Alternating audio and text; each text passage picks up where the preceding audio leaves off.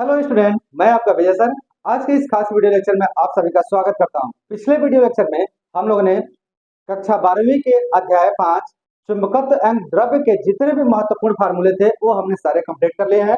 तो जो भी नए बच्चे आए हो, अगर ना देखा हो तो एक बार जाकर उस लेक्चर को ठीक से देख लीजिए और फिर आप इस लेक्चर पे आइए। और अगर उस लेक्चर को आपने ध्यान से देखा तो फिर इस लेक्चर में तो आनंद ही आ जाएगा। कुछ है ही नहीं है, बड़ा सिंपल है।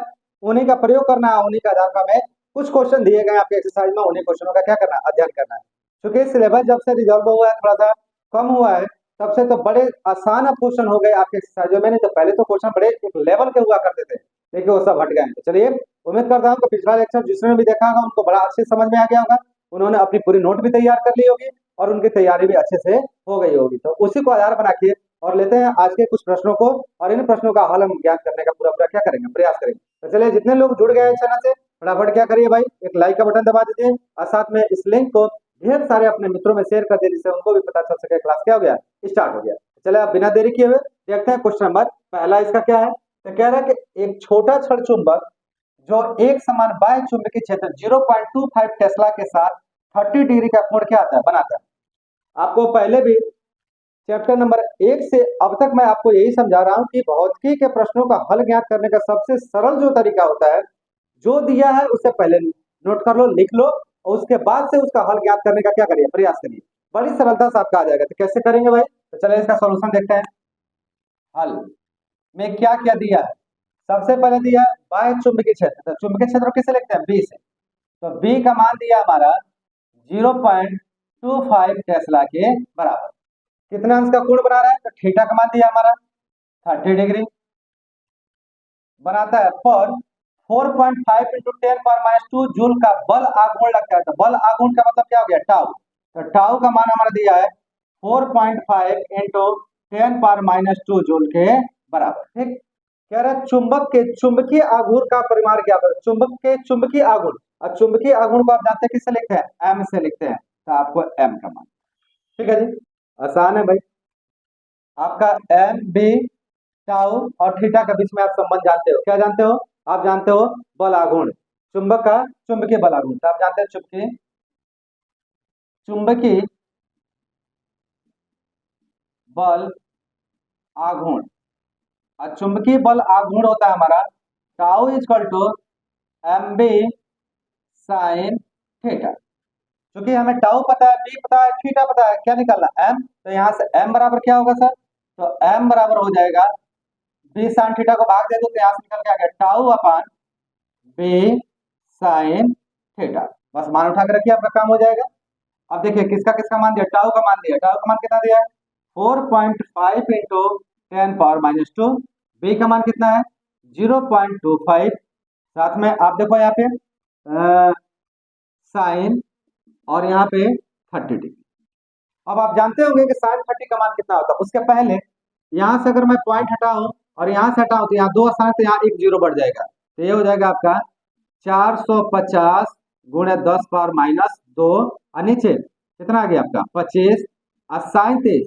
चूंकि साइन 30 का मान आप जानते हैं कितना होता है? 1/2। तो गुणे 1/2, दो ऊपर चला जाएगा, काटो। 55 25 अब 5 9 45 90, 5 एकम 5, 5 एकम 5, और ये कितना हो गया? 40। तो 65 है 40। तो ये हो गया आपका 18, और ये बट्टे का बट्टा है तो प्लस का 2 ऊपर जाएगा, तो गुणे 2 गुणे 10⁻²। इतना हमारा आ गया। ठीक है, अब इधर सॉल्व करें। अगर सॉल्व करें तो 18 दूना कितना होगा? 36। तो एम बराबर आ गया, एम क्या है हमारा? तो एम है आपका चुंबक के चुंबकीय आघूर्ण। तो एम बराबर हो गया हमारा 36 इंटू 10⁻²। और चूंकि ये क्या है, तो यह हमारा चुंबक का चुंबकीय आघूर्ण है, तो इसका मान अगर देखोगे तो इसका मात्रक क्या होता है? तो इसका मात्रक होता है हमारा एम्पियर इंटू मीटर स्क्वायर, या इसका एक दूसरा मात्रक होता है, ये होता है जूल प्रति टेस्ला। जूल प्रति टेस्ला। ठीक है, तो दोनों में से आप कोई भी यूज कर सकते हो। अच्छा, 10⁻² को अगर हम समाप्त करें तो क्या मिलेगा भाई? -2 है तो 0.2 स्थान आगे जाएगा, और यहाँ से हमारा m का मान निकल के आ जाएगा 0.36 जूल पर टेस्ला के बराबर। यही आपसे पूछा है कि चुंबक के चुंबकीय आघूर्ण का परिमाण कितना होगा? तो यह हमारा होगा 0.36 जूल इंटू जूल पर टेस्ला के बराबर या एम्पियर इंटू मीटर स्क्वायर के बराबर। तो बस एक लाइन में लिख लो। अतः अतः चुंबक के चुंबकीय आघूर्ण का परिमाण 0.36 जूल पर टेस्ला या एम्पियर इंटू मीटर स्क्वायर होगा। और यही हमारा क्या हो जाएगा, आंसर हो जाएगा। देखिए कितना आसान है, बड़ा सिंपल है। जैसे फार्मूला है उसी फार्मूले का ब्याज पे हमारा सीधे सीधे क्या दिया गया, प्रश्न दिया गया। चलिए इसे नोट करें। कैसा लगा वीडियो, आप जरूर एक बार लाइक दबा के इसे जरूर बताइए कि आपको अच्छा लगा। अगर किसी प्रकार का कोई इशू हो रहा है तो कमेंट जरूर करें। कमेंट करेंगे तो इससे हमें पता चल सकेगा कि भाई क्या कमियां हो रही हैं, उन कमियों का क्या किया जाए, सुधार किया जाए और भी बेहतर आपके लिए किया जाए। नोट करें इसे। फिर बढ़ते हैं अगले प्रश्न की। पहला प्रश्न देखने के बाद से अब हम बात करते हैं दूसरे प्रश्न की। और दूसरा प्रश्न क्या कहता है भाई, ध्यान से देखो। कह रहा है कि चुंबकीय आघूर्ण M।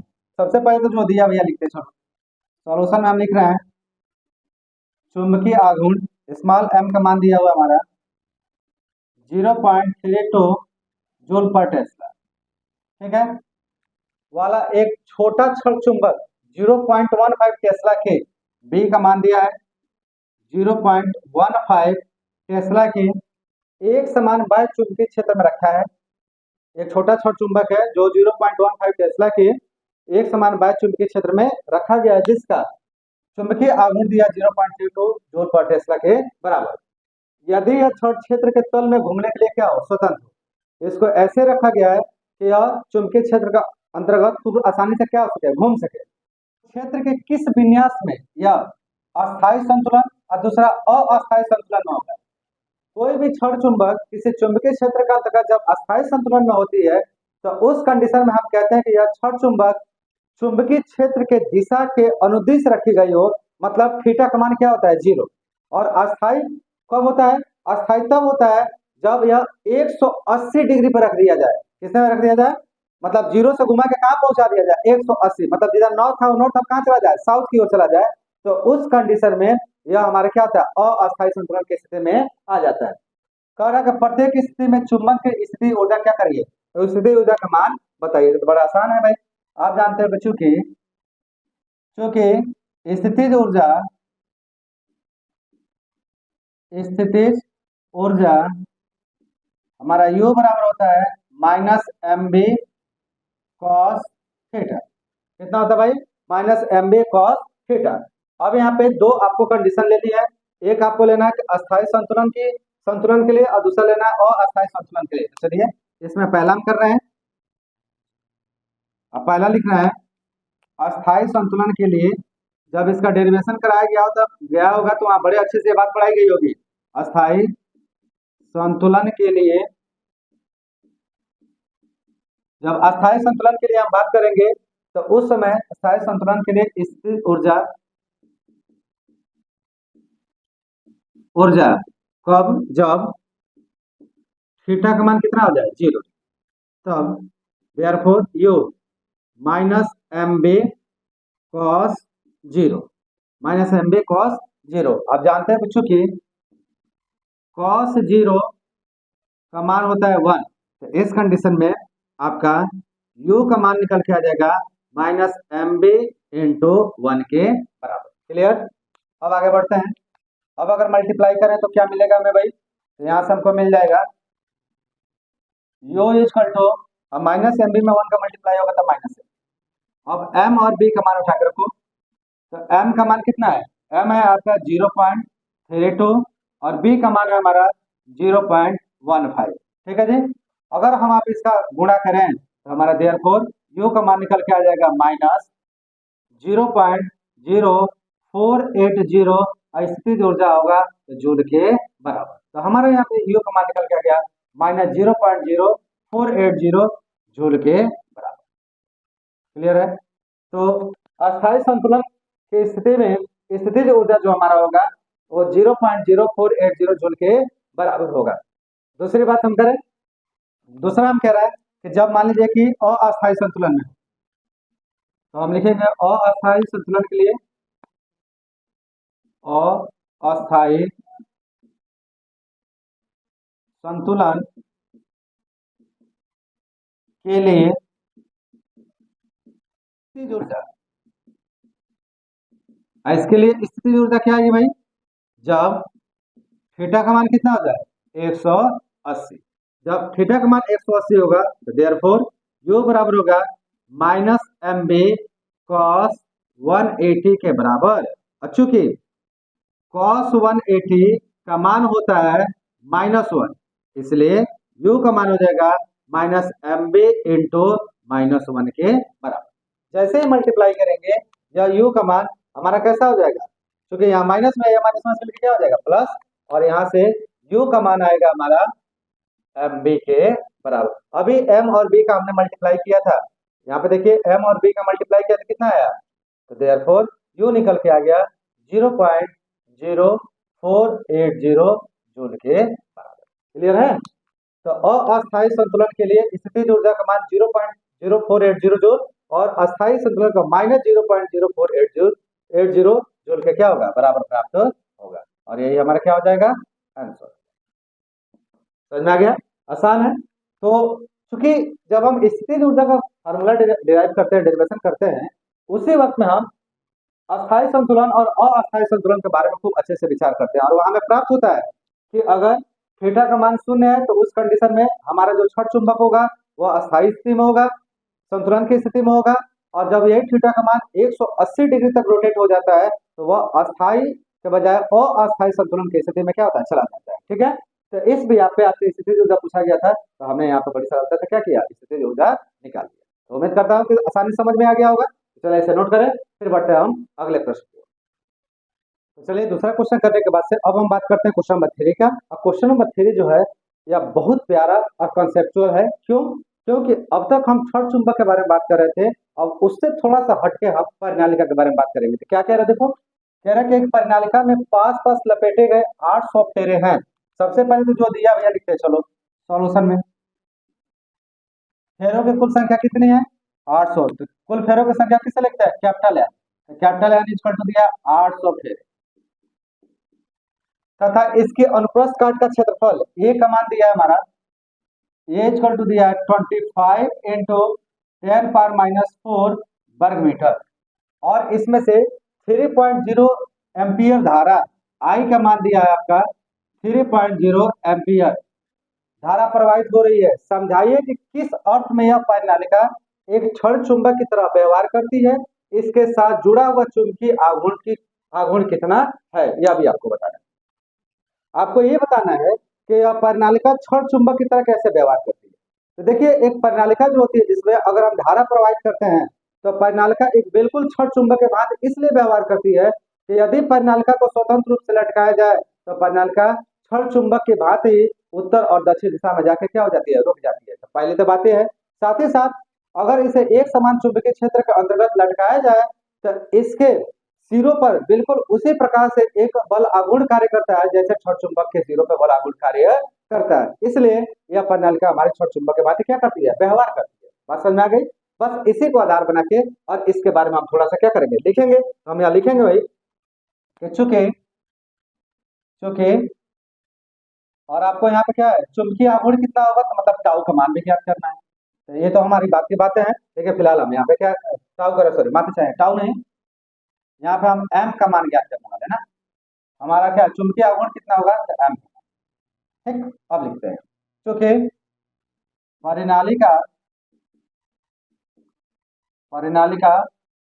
को चुंबकीय क्षेत्र परिनालिका को चुंबकीय क्षेत्र में रखने पर उस पर छड़ चुंबक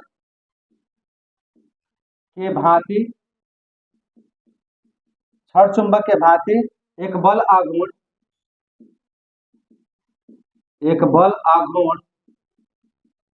क्या करेगा भाई, कार्य करता है। बल आघूर्ण कार्य करता है, क्योंकि चुंबकीय आघूर्ण क्या हम निकाल रहे हैं? चुंबकीय आघूर्ण। और चुंबकीय आघूर्ण M बराबर होता है NIA। पढ़ा है ना आपने? चुंबकीय आघूर्ण क्या होता है? M equal to NIA। मान उठा कर रखिए। N का मान कितना? 800। I का मान 3, A का मान 25 इंटू 10⁻⁴। सॉल्व करिए। 800 को हम लिख सकते हैं 8 गुणे 10⁻2 और 25 से कितना हो जाएगा? चाहे हाँ ठीक है, 25 से 75 गुणे 10⁻⁴।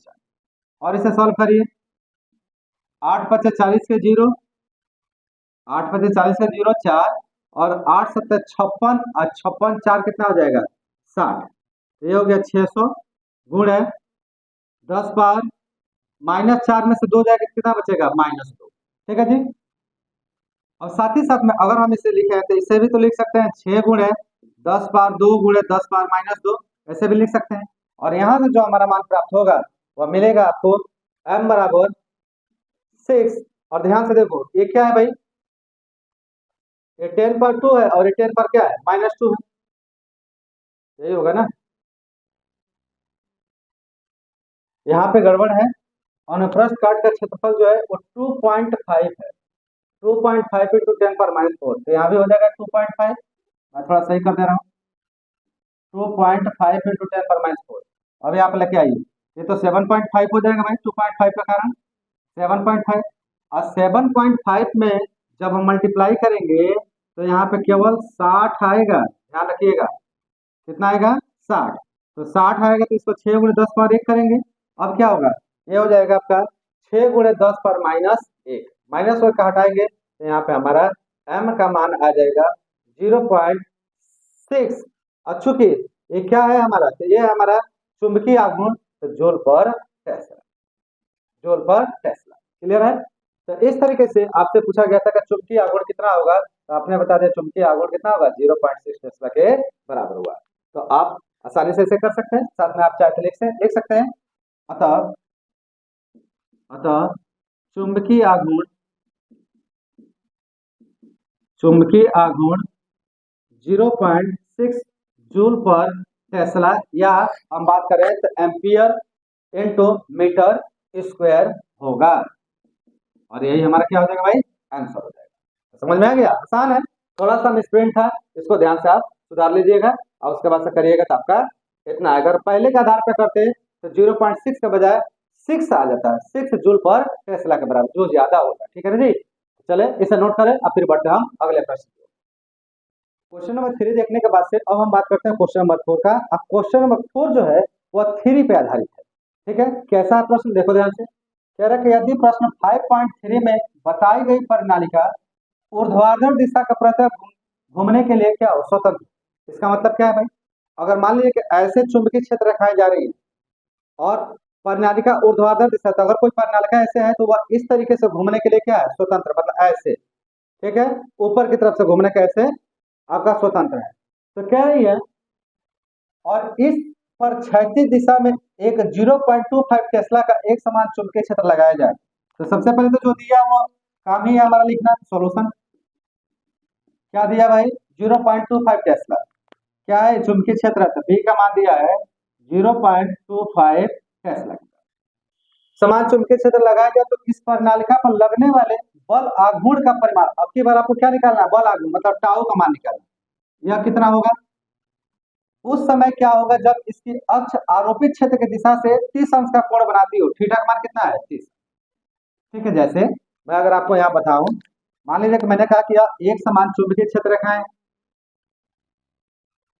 यह एक समान चुंबकीय क्षेत्र रखा है, और इस एक समान चुंबकीय क्षेत्र रेखाओं के अंतर्गत एक प्रणालिका ऊर्ध्वाधर घूमने को तैयार है, और वह प्रणालिका कुछ इस प्रकार से व्यवस्थित है। ध्यान से देखिएगा,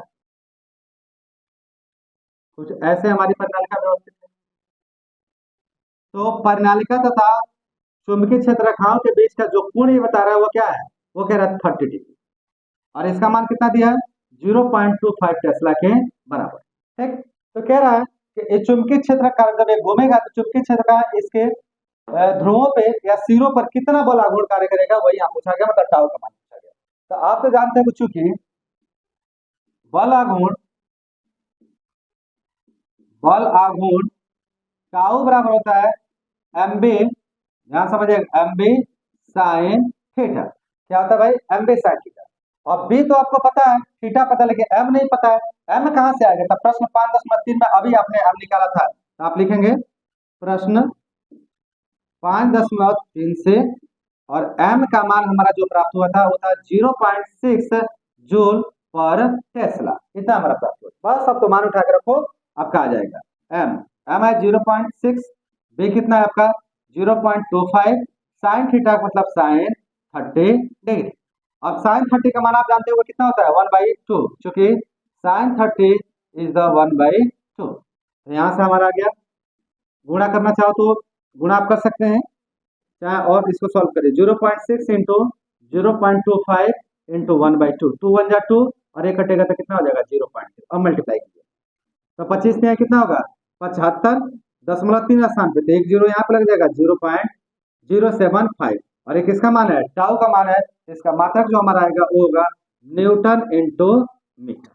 लीजिए आपका निकल के आ गया कि पूछा ना कि इस प्रणालिका पर लगने वाले बल आघूर्ण का परिमाण, तो इस प्रणालिका पर लगने वाले बल आघूर्ण का परिमाण हमारा जो होगा 0.075 आपका न्यूटन इंटू मीटर के बराबर। तो आप चाहते एक लाइन में आप लिख सकते हो अर्थात अर्थात इस प्रणालिका पर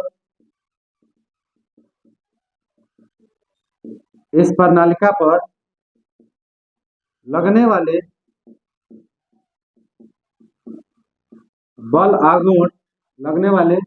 बल आघूर्ण का परिमाण 0.075 न्यूटन इंटू मीटर, और यही हमारा क्या हो जाएगा आंसर हो जाएगा। तो उम्मीद करता हूं कि आज की क्लास में सारे प्रश्न आपको बहुत अच्छे से क्लियर हो गए होंगे और अच्छे से समझ में भी आ गए होंगे। तो आज के लेक्चर में हम लोग क्वेश्चन नंबर 4 तक रख रहे हैं, और अगले लेक्चर में यह हमारा पूरा का पूरा अध्याय क्या हो जाएगा समाप्त हो जाएगा। तो चलिए आनंद के साथ अपनी पढ़ाई करते रहिए। लेक्चर कैसा लग रहा है? अगर आपको लेक्चर अच्छा लग रहा है तो एक लाइक का बटन जरूर दबाइए। अगर कोई नया बच्चा आया हो तो इसे सब्सक्राइब जरूर कर ले, साथ में अपने दोस्तों को क्या करते रहिए, शेयर भी करते रहिए। साथ में अगर आप जाएंगे डिस्क्रिप्शन में तो आपको टेलीग्राम का लिंक दिया गया होगा, साथ ही फेसबुक का अपना होम पेज है वो भी दिया गया होगा, साथ ही साथ इंस्टाग्राम का भी लिंक दिया गया होगा। तो आप वहां से जाके इस चैनल को क्या कर लीजिए, ज्वाइन कर लीजिए, और अपनी पढ़ाई इसी तरीके से पूरी करते रहे। तो बहुत जल्द मिलते हैं अगले क्लास में, तब तक के लिए आप सभी का बहुत बहुत धन्यवाद।